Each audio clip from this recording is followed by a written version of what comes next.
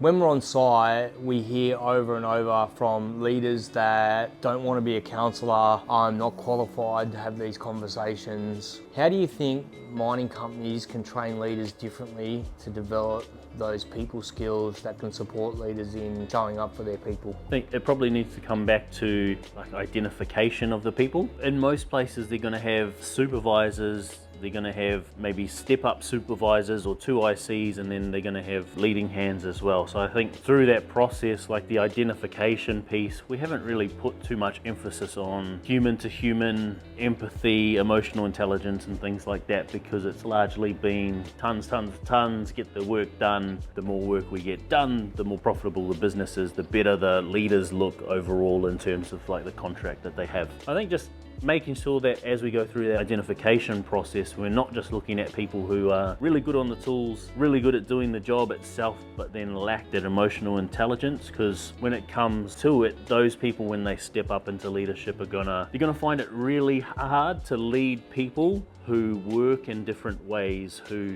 show their emotions in different ways, who allow sometimes emotion to derail their day. And so that leader overall is not just responsible for the work that gets done and how it gets done, they're responsible for managing the emotions, the state of those people, so that they do come to work, so that they are present, so that they do a good job and do it safely. Whereas I guess the people who are really good on the tools, when they get put into leadership, their focus is purely on do the job the way I want you to do it, because I've done it that way, because I'm really good at it, and that's why I'm a leader. And so they just end up becoming the micromanager. I guess we've seen from the people that we talk to, when people lack autonomy, when they feel like they don't have a choice, when they feel like they have no control over their work, people tend to become like overwhelmed or hopeless and frustrated. So